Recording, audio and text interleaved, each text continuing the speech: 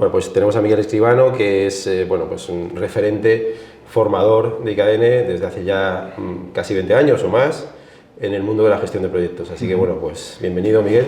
Un placer estar aquí con vosotros, como siempre. Contigo. Igualmente. Bueno, son ya más de 15 años. Yo he dicho 20, pues ya he perdido la cuenta. Sí, pero... cerca de 20.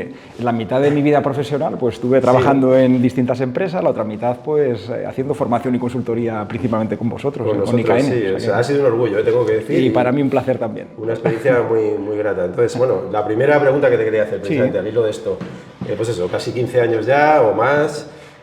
Bueno, pues un poco la pregunta es, ¿por qué sigues siendo parte de nuestra comunidad de IKN, ¿no? Claro. Entiendo que te sientes bien con nosotros, pero bueno, sí me gustaría que contaras un poquito cómo te sientes todavía trabajando, pues colaborando con nosotros, cuál ha sido tu experiencia. Claro, la experiencia es buena claramente y para los que ya me conocen pues ya lo saben, pero mi vida profesional básicamente tiene dos partes, ¿no? Los primeros 15 años pues trabajé en varias empresas, principalmente multinacionales, en parte de ingeniería, de fábricas, y luego mi segunda parte de la vida profesional pues ha sido muy de la mano de vosotros, ha consistido en consultoría en gestión de proyectos, en dar formación de gestión de proyectos.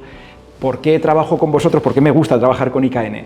Pues sobre todo por los clientes a los que puedes acceder, que accedes a empresas muy grandes, multinacionales, por decir ejemplos, decir, oye, pues te ves dando una charla o un curso de gestión de proyectos en Moscú, en Dinamarca, en Bolivia, ¿cuándo tú a nivel personal vas a hacer eso? Es muy difícil, porque al final las empresas grandes contratan con proveedores grandes, y bueno, pues eso es la posibilidad que me da mi IKN, llegar a ese nivel. Enriquecimiento personal, no solamente profesional, ¿no? Y de poder trabajar con culturas, empresas distintas, que es un conocimiento que luego te llevas también a los otros cursos. Claro, ¿no? Exactamente. Parte de, o sea, yo siempre digo muchas veces en los cursos, digo, pues si aprendo yo más con vosotros que vosotros conmigo, bueno, hacemos un equipo y aprendemos juntos, ¿no? Esto es parte de cómo lo enfoco. Muy bien, bueno, la siguiente pregunta, seguro que tienes experiencias increíbles, ¿no? Que contar, ¿alguna así en especial, alguna experiencia que digas es digna de contar? Una experiencia memorable, alguna anécdota seguro, o tienes mil. Claro, pues no sé, por ejemplo, al principio de empezar a trabajar en esto, pues te llamaba un poco la atención, no sé, que te contrataban, ibas en hoteles buenos, en aviones buenos, te tratan un poco como la estrella, ¿no? Y eso te llama la atención las primeras veces, que luego la realidad te pone en tu sitio, ¿eh? Luego a lo mejor vas a dar un curso y dices, pero si este alumno, vamos, controla mucho más que yo, tiene mucho más nivel que yo, pero normalmente eso al principio llama un poco la atención, pero fíjate, la anécdota para mí mejor es totalmente humana, es cuando fuimos a una empresa a hacer una consultoría y uno de los que participó en la consultoría pues vino a un curso antes y me dice, yo estuve en un curso tuyo hace varios años, ya me acuerdo de ti, claro, y dice, pues aquel curso me cambió la vida, o sea, me cambió la vida como ingeniero, project manager, y oye, esas cosas... Hombre, que te digan que un curso te cambia la vida, eso no es fácil que te lo digan. Eso se te queda aquí grabado. En cuanto a la formación de gestión de proyectos ya, ¿no? De cómo la hemos impulsado en IKN desde el principio de los tiempos hasta ahora, ¿cómo has visto tú la evolución de la formación, ¿no? Nuestra oferta formativa, de la cual tú has sido parte también, no solo a la hora de impartir cursos, sino de construir la propia oferta formativa? Sí. ¿Cómo has visto que ha cambiado y bueno, pues cómo ha evolucionado? Los cursos claramente en los últimos años han dejado de ser teóricos, han dejado de ser, oye, pues estos son las herramientas, los inputs, los outputs, no sé qué, así la forma muy de hablar de gestión de proyectos, que la gente en los cursos sorprende y dice, pero yo creía que esto era un ladrillo de curso. No, es un taller en el cual se cogen proyectos reales de los alumnos, se les pone a trabajar en grupo y yo con más bien la parte teórica que voy guiando, o sea, el que hace un poco de project manager en el curso soy yo y el equipo que hacen de equipo de proyectos se llevan trabajo real hecho. Para mí la clave del éxito es que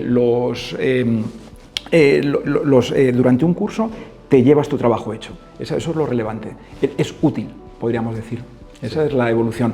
Y los alumnos ya no quieren cursos muy teóricos, te ves un vídeo en internet, le pones a velocidad por 2 y te lo ves igual, o te lees tal libro. Que luego, por supuesto, no lo hacen, pero bueno, que podrían hacerlo. Sí, así el valor es la personalización, ¿no? El hacerlo práctico, acercarlo a su realidad. Claro, y ahora que dices de personalización, por ejemplo, cuando vas a hablar con los clientes, dices, pero ¿qué nos gusta de vosotros? ¿Cómo personalizar los cursos? ¿Cómo hacer lo que queramos, ¿no? Y pones nuestros casos prácticos, nos adaptas el temario. No son cursos enlatados para nada, son cursos totalmente a medida. Muy bien, ya, si te parece, un poco por entrar en lo que es el mundo de la gestión de proyectos, más allá de la formación en sí, tú como experto en el tema, ha habido grandes cambios en los últimos años. ¿Cuáles son los retos o, digamos, un gestor de proyectos en qué debería enfocarse, ¿no? En los próximos años. ¿Cuáles son las cosas que han ido evolucionando? Hay algunas muy claras, pero bueno, ¿cómo lo ves? Claro, pues yo podría decir en los últimos 10 años, por decir algo, el gran cambio para mí ha sido la adopción del agilismo, de esa mentalidad de haz cosas sencillas, útiles, ya las iremos mejorando, no hagas todo perfecto, que entonces nunca entrega valor, esa corriente que a lo mejor lleva desde los años 50, ¿no? 70, pero que en los últimos 10 años sobre todo es cuando se ha visto, ¿no? que ha formado parte de la gestión de proyectos. Y coger esa mentalidad, por ejemplo, para la gente que está en proyectos de ingeniería no es fácil. Y luego también ha pasado que hay gente que se ha pasado de agilismo, es decir, bueno, que sí, con esto de hacer cosas tan prácticas voy dejando un poco cosas sin rematar por el camino y algo hay que rematar. Y va viendo un poco como una resaca del agilismo hacia atrás en algunas empresas y eso en el fondo lo que son proyectos híbridos. Entonces, básicamente, ¿qué está siendo los 5 últimos años la gestión de proyectos? El hibridismo, ¿no? El mezclar cosas del mundo tradicional con el mundo de I+D, con el mundo más incierto, digamos. Y ese nivel de mezcla es en lo que está la gestión. Ese es lo que está.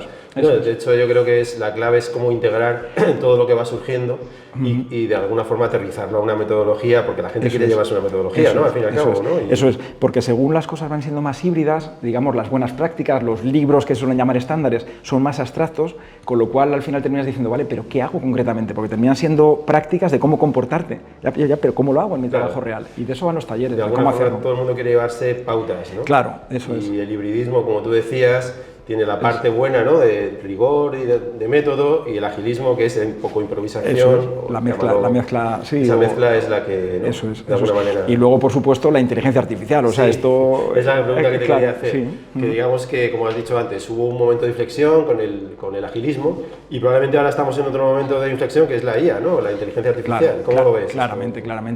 La inteligencia artificial... en la gestión de proyectos. En la gestión de proyectos. Se puede ver como 3 niveles. Un primer nivel de inteligencia artificial sería un nivel matemático, científico, informático de alto nivel, que bueno, que algunos hará proyectos de eso, de crear tú proyectos de inteligencia artificial, pero bueno, eso es mínimo. Luego habrá un nivel 2, que son modelos que ya han creado, tú lo implementas en tu organización. Ese puede ser un nivel consultor, que bueno, las empresas grandes harán proyectos de ese tipo de automatización, ¿no? De crear, digamos, modelos a tu medida. Sí. Pero todo el mundo va a tener que ir al nivel 3. ¿El nivel 3 cuál es? Es el uso de la inteligencia artificial como una herramienta para ayudarte a leer documentos, para ayudarte a hacer ofertas, para ayudarte a hacer informes de proyecto o a crear cosas. Y ese nivel lo tenemos que usar todos ya. Y va a ser algo tan obvio como la ofimática. O sea, hoy en día tú vas a un curso, por decir algo, de gestión de proyectos y la gente, por supuesto, va con el portátil y abre la hoja de datos, por supuesto, pero pasará exactamente igual. Llegará un momento que la inteligencia artificial la usas, todo el mundo la usa. Sí. Y evidentemente yo creo que tú has dicho alguna vez, es como un miembro más del equipo, ¿no? Totalmente. Del equipo de proyectos. Exacto, y cuando vamos a llevarlo a gestión de proyectos, cuando te sientes a hacer un cronograma con los 4 expertos, pues ahora le dices a la IA, hazme tú un cronograma. Cuando te sientes a hacer un plan de riesgos, ahora le dices a la IA, oye, hazme un plan de riesgos, y tienes un experto más en el equipo. Un experto. Ese es el estado actual, o sea, es una herramienta, digamos, que potencia, que amplía las capacidades, no digamos solo del project manager, del equipo. Ahora mismo todavía el project manager es la conciencia del proyecto, no es lo que se llama el integrador. Tú eres el responsable de darte cuenta que la gente está desanimada, que el cliente está protestando, que las cosas salen mal y reaccionar y corregir todo aquello. Y la inteligencia artificial hoy por hoy no tiene esa sensibilidad, no esa conciencia. No sé si la llegará a tener o no, pero esas capacidades sobre todo de resumir documentos, ayudarte a ti a tomar la conciencia. Sí. Pero que quede claro que tú sigues teniendo la iniciativa. Tú eres el responsable de mandar el email o de hablar con fulanito cuando le ves preocupado. Sí. Y pegando un salto quizá desde lo básico a lo más estratégico. La gestión de proyectos también influye mucho en la estrategia de la empresa como tal, porque al final la estrategia se aterriza en base a proyectos. Sí. Y ahí el papel de la oficina de proyectos ha sido clave, ¿no? De las PMOs. Sí. ¿Cómo ves también ese rol, ese papel de las oficinas de proyectos en el futuro, claro, en sentido de enfocarlas a que se cumpla la propia estrategia de la organización? Las oficinas de proyecto, el propio nombre ya es conflictivo también, pues bueno, pues hay gente que las llama oficina de proyectos, oficina de excelencia, oficina de gestión del cambio, tiene muchos nombres.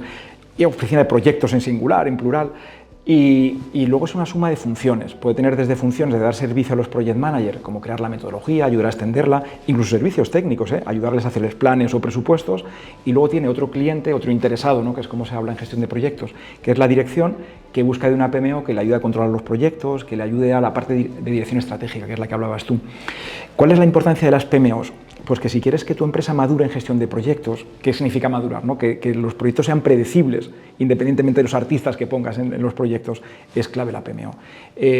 Porque puedes encargarlo, por ejemplo, nosotros nos dedicamos a eso, a implementar, a hacer consultoría para implementar la metodología. Lo puedes hacer tú solo como consultor, pero si luego no hay gente dentro, que es la oficina de proyecto, que tire del carro y que implemente, que ayude a evangelizar, ¿no? a que cale la cultura, pues al final no se va a utilizar. Es clave. Para mí, fíjate, la oficina de proyectos es algo tan evidente como si en una fábrica no hubiera departamento de operaciones o de calidad. O sea, es que ni se te pasa por la cabeza que no lo haya. Pues es igual en proyectos. Bueno, pues como ves, hemos un poco hablado desde lo más genérico, de las tendencias, hasta lo más estratégico. Y bueno, pues ha sido un placer tenerte en esta pequeña entrevista. Queríamos rendirte un pequeño homenaje, ¿no? Como persona icónica de IKN y como un referente, yo diría, en gestión de proyectos en España. Ya te conocen muchísimas empresas, enormes organizaciones, así que pues, por parte de IKN, darte las gracias por estos años y por los que vienen, que seguro que vamos a seguir ahí dando formación de valor y consultoría a cualquier organización. Pues al revés, Rafa, muchísimas gracias a vosotros y pues nada, seguiremos trabajando juntos, espero. Pues nada, un placer, como siempre. Igualmente.